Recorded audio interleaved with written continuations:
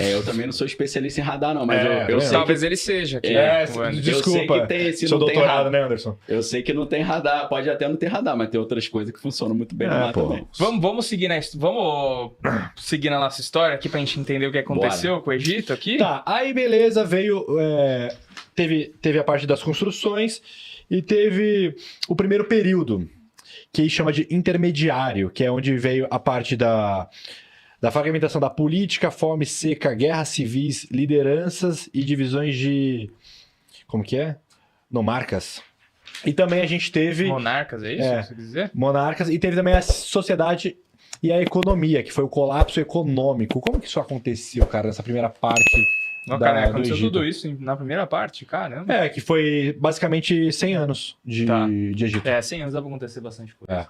Então, depois que você tem... Aí você conecta com a Bíblia também. Nessa época do Êxodo, o Egito já começou a ter uma derrota.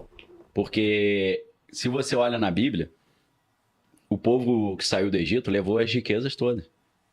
Porque os judeus que estavam no Egito, segundo eles, estavam trazendo maldições para eles. Pô, vocês estão trazendo pragas, escuridão, rã, enchente. As pragas do Egito, né? Pulga. Pô, sai daqui, meu irmão. Aí os caras falaram, eu te dou até dinheiro pra tu sair, sai fora. Eles saíram ricos pra caramba. Então, nessa época, a gente tá falando de 1.200 anos antes de Cristo, o Império Egípcio, que até então era invencível, já tomou uma paulada. E daí, o que acontece? Quando você tá no colégio e alguém dá um tapa na cara do valentão e ele não faz nada, aí todo mundo vem pra cima, né? Então, começa uma série de ofensivas contra o Império Egípcio de nações estrangeiras. E aí... É nesse contexto, um pouco depois, que o Império Babilônico vai conseguir vencer o Império Egípcio. Porque enquanto eles estavam lá se achando os donos do mundo, tinham outras nações também progredindo ali violentamente.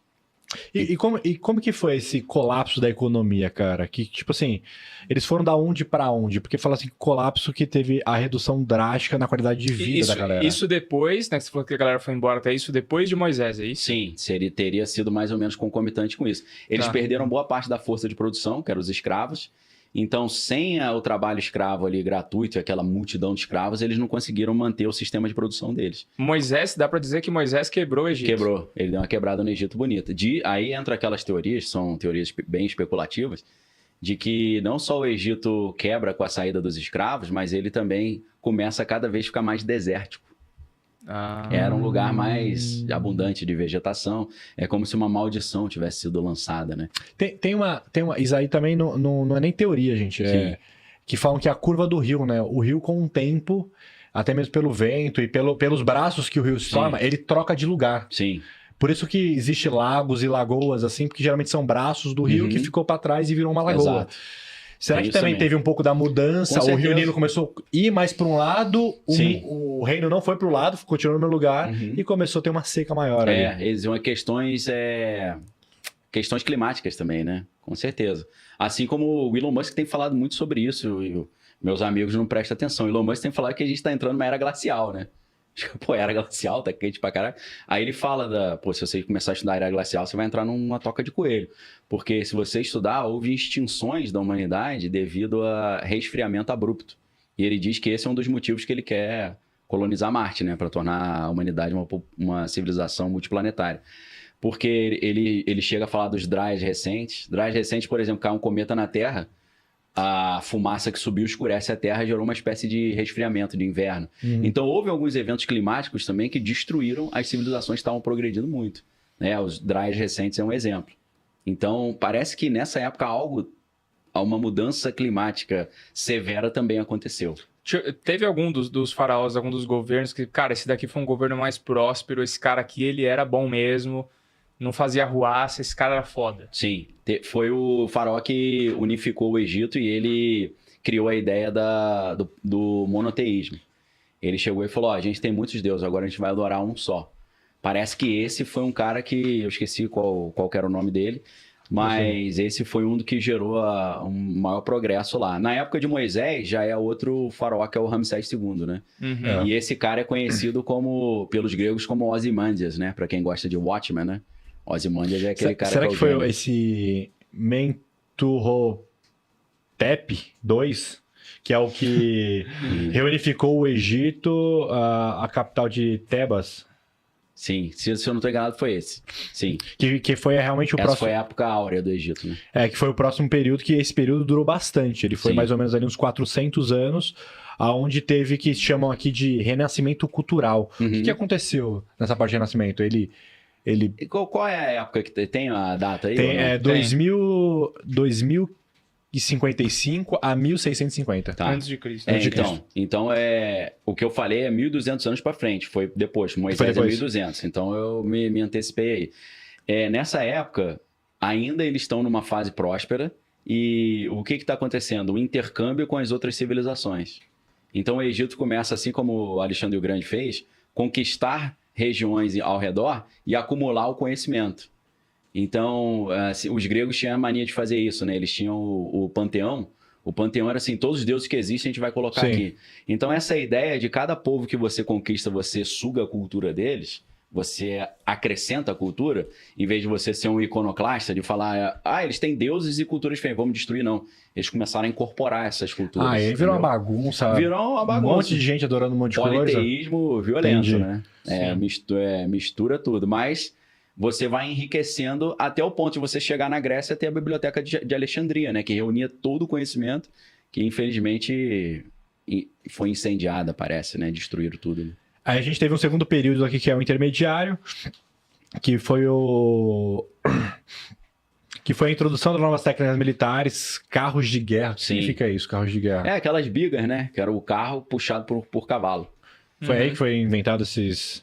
Sim. Que era uma cultura influenciada pela Ásia, na cultura egípcia, especialmente na parte militar. Sim. Eles, geralmente nessa época aqui, eu tô falando do período de 1650 a 1550, quem eram as pessoas que eles mais lutavam, brigavam naquela Quem que região? incomodava, né, o Egito nessa época? Nessa época, cara, eu acho que não tinha um grande império assim ainda. Era mais os povos ali da península do Sinai, que era na região, os povos cananeus, talvez os sírios, né, hoje, ou assírios, os fenícios, que era o pessoal do Líbano hoje, eram mais esses povos, porque os fenícios eram grandes navegantes, né? Então eles navegavam pelo mar Mediterrâneo ali e invadiram parte do norte do Egito. Inclusive dizem que os fenícios chegaram a descobrir o Brasil, né?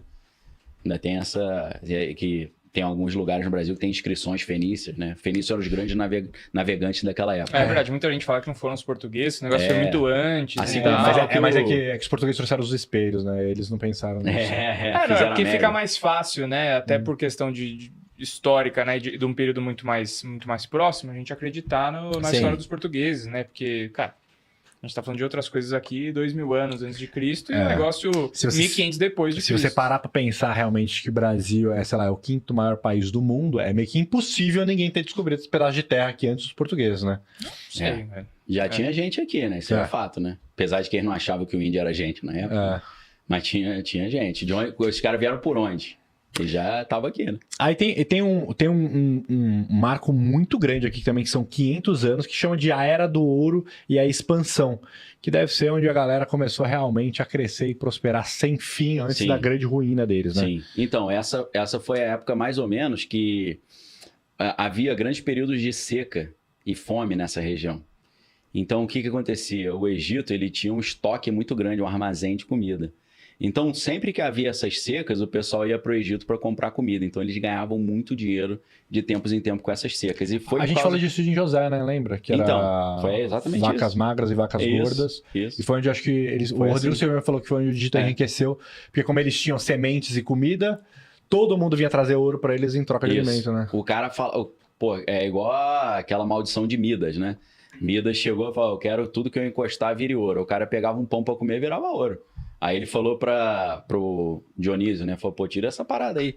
Aí ele foi num rio chamado Pactolo, né? E ele falou, se você mergulhar nesse rio Pactolo, essa parada sai. Aí dizem que tem ouro até hoje e falam que foi por causa do Midas que mergulhou lá, né? Então, assim, o que adianta você ter ouro e não ter comida? Então a galera dava o que tinha, meu irmão, pra poder ter um pedaço de pão. Aí, o que aconteceu? Não tem a teoria do milkshake do dólar? Foi a teoria do milkshake das riquezas. Eles sugaram tudo. Porque o cara dava a riqueza inteira para ter um pouquinho de comida. Então foi essa época aí que explodiu. E foi isso que levou o povo de Deus para Jacó e os filhos de Jacó, né, para o Egito lá para pedir comida. Existe alguma... Porque assim, cara, a gente tem muito na cabeça as pirâmides, né? Quando a gente pensa em Egito. Sim. Sobrou mais alguma coisa daquela época, no sentido, tipo assim, cara, quando a gente fala aqui de império e tudo mais, a gente já viu que, tipo assim, cara, o império não era a pirâmide. A Sim. pirâmide era alguma coisa que estava lá. Sim. Mas existe hoje, ou até algum estudo, tipo assim, cara, aqui era o império, aqui era, sei lá, a casa do faraó. A sede administrativa? Isso. Então, ficava naquelas regiões. Às vezes, como você falou, às vezes a capital estava em Tebas, às vezes eles estavam concentrados em Karnak, às vezes eles estavam em outras cidades, depende da era e da época. Mas não tem grandes construções igual, sei lá, você vê na Grécia, assim, que eram uns templos em Atenas. Ainda tem algumas estruturas, assim, palacianas, parece, né? Tem ruínas palacianas no Egito ainda. E aí, onde tem, por exemplo, no Templo de Luxor, que tem alguns desenhos altamente loucos, né? Que você tem desenhos que parecem helicóptero, tem desenho que é um cara vestido de astronauta com capacete dentro da nave, que é aí que a galera tira aquelas teorias loucas. Realmente os desenhos são muito estranhos. Então, eu queria entrar um pouco disso, porque a galera tem um pouco dessa teoria mesmo, assim... De viagem no tempo, se diz? Isso, de a galera pega e fala assim, cara, isso aqui claramente é um celular. Aí, tipo assim, tem no TikTok, eu adoro o TikTok, porque o TikTok tem uns vídeos de teoria da conspiração, que é isso que você falou. Tem, tipo assim, cara, um desenho estranho de como se fosse uma nave com uma hélice em cima. Aí o cara pega um helicóptero de hoje em dia e coloca em cima, fica, tipo assim, né? perfeito. Igualzinho. É o cara em cima dentro de um carro e tem, tipo, uma janelinha. Aí você coloca, tipo, um automóvel, tá ligado? É inexplicável, né? É difícil. Pode ser uma mera coincidência, né? Tem um negócio chamado paireidolia, que é quando você olha a nuvem e você fala, a nuvem parece um elefante. Que é você ver imagens onde não existe, o teu cérebro projeta. Tem gente que vai dizer que é isso, mas realmente tem coisa ali que é difícil de explicar. Dá essa sensação quando você fala, como é que os caras montaram uma pirâmide dessa? Eles tinham algum tipo de tecnologia que a gente não tem. Aí entra aquela história da Atlântida. A Atlântida seria, na Bíblia, as civilizações antes do dilúvio. E a teoria da Atlântida, que Platão fala, né, na República, é que eles tinham uma tecnologia muito avançada. Só que como eles começaram a usar essa tecnologia para o mal, os deuses puniram e falaram, vocês vão voltar para a idade da pedra lascada. Tá usando para o mal, pô. O Apocalipse da Bíblia vai um pouco nessa linha também. Porque o profeta Daniel fala que a ciência vai se multiplicar, que eles vão usar a ciência para fazer o mal, para dominar as pessoas, para matar todo mundo. Deus vai falar, vai voltar para a idade da pedra de novo. Cara, sexta-feira o Thiago, ele leu uma passagem de Apocalipse, misturou com inteligência artificial. Mano. Ele tá nessa... Deu medo, hein, cara. Ele tá nessa neura de que a inteligência artificial é o apocalipse. Cara, esse tema dá pra ficar uns 2 anos aí falando, porque, ele sou especializado nisso. Ele lê umas paradas em Apocalipse, Vamos marcar pra gente falar sobre isso. Inteligência Cara, artificial, Apocalipse. Dá pra ficar, o livro Scary Smart, do Mohamed Gaudat, que era o ex-diretor de negócio do Google X, já dá pra você ficar 2 anos aí. Se você pega o Geoffrey Hinton, que era o padrinho da inteligência artificial, o trabalho do Max Tegmark do MIT, cara... É muito interessante. Os caras fizeram uma baixa assinada de 1.300 pessoas, até o Yuval Harari assinou, obviamente Elon Musk assinou também, pedindo para parar o desenvolvimento da inteligência artificial até que a gente tivesse certeza que ela não se levantaria contra nós.